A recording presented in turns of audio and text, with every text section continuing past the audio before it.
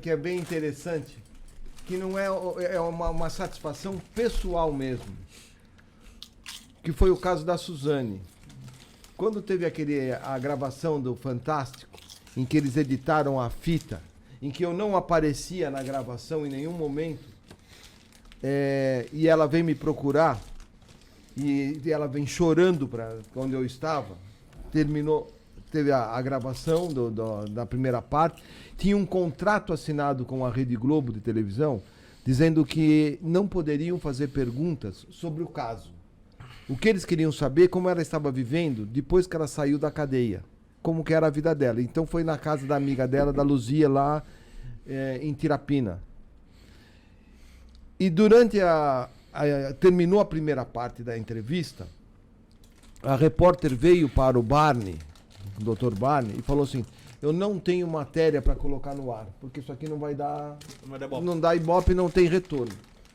Quando o Barney veio conversar comigo, eu disse para ele: Barney, e aí a repórter veio junto, eu falei: Barney, com todo respeito, ela vai criar uma merda para poder dar a matéria. Porque não está dizendo que não dá a matéria. E aí ela volta e fala para a Suzane que vai perguntar sobre o crime. Ela vem para mim chorando e fala: ela vai perguntar para mim sobre o crime. E eu fui um dos únicos, que nós éramos em 3, que não queria que ela desse a entrevista. Eu viro para ela e falo o seguinte: não adianta você chorar para mim, porque existia um vínculo já de relacionamento entre o Barney e a repórter, ela e a repórter. Você volta, chora para ela e diz que acabou a entrevista. Eles cortam, editam e aparece eu falando para ela: chora. Como se tivesse você mandando ela chorar. Quando aparece hoje, se você entrar no YouTube, já tem colocaram um pouco mais e aparece eu falando: diz que acabou.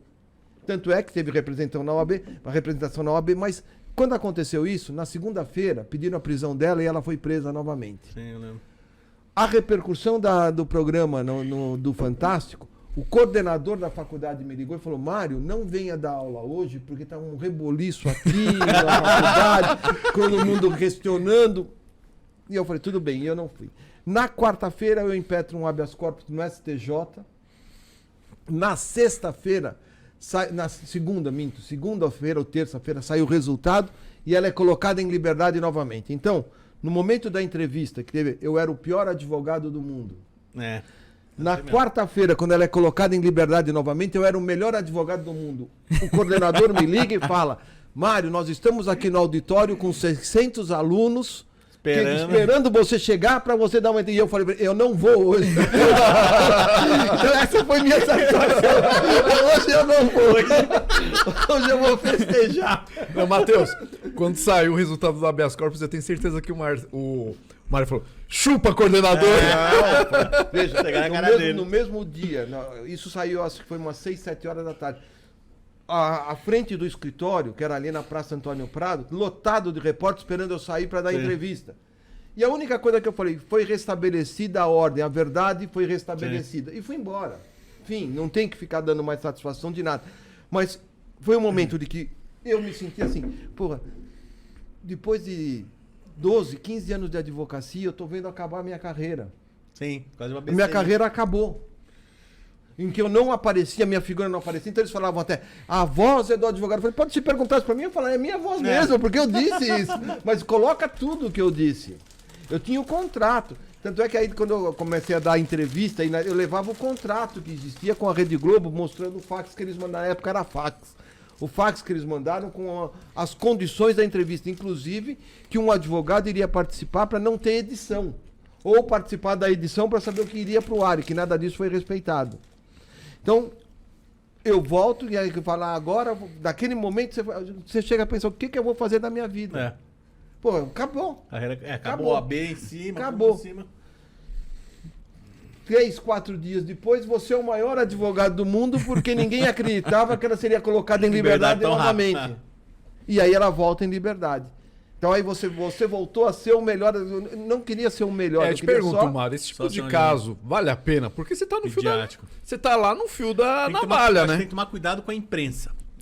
Porque o repórter, né, ele quer fazer ele quer ter um lead, ele também tá vendendo jornal. Serve de lição para algumas coisas, mas vocês perguntam assim: se vale a pena? Valeu a pena, Porque eu acho que a função do advogado é defender os interesses do seu cliente e os direitos dele. E nós defendemos os direitos. Tanto é que no júri ela teve 3 votos favoráveis para ela ser absolvida. Sim. Quando ninguém acreditava que ela ia ter 1. Ela teve 3. Se fosse no sistema de hoje, ela estaria absolvida. Né? Mas naquele Alguns momento, para mim, questionamentos. foi a satisfação pessoal de dizer do pior. Você vê, você vai do inferno para o Sim. céu em questão de horas. A imprensa trabalha com essa dicotomia, né? Bem e mal. Então, assim, sempre quando você tem um caso midiático, eu sempre digo, se tem um caso que está na mídia, você tem que tomar muito cuidado com o que você vai falar na imprensa e como falar.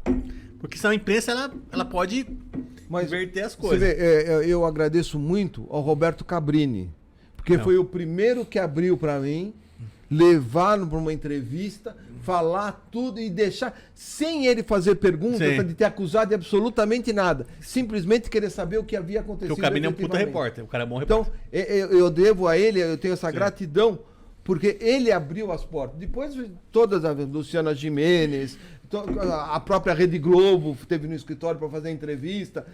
Todos eles voltaram a abrir e aí já com o resultado do OHC, colocando ela em liberdade, você já era tratado de uma forma diferente pelos Sim. próprios repórteres. Sim.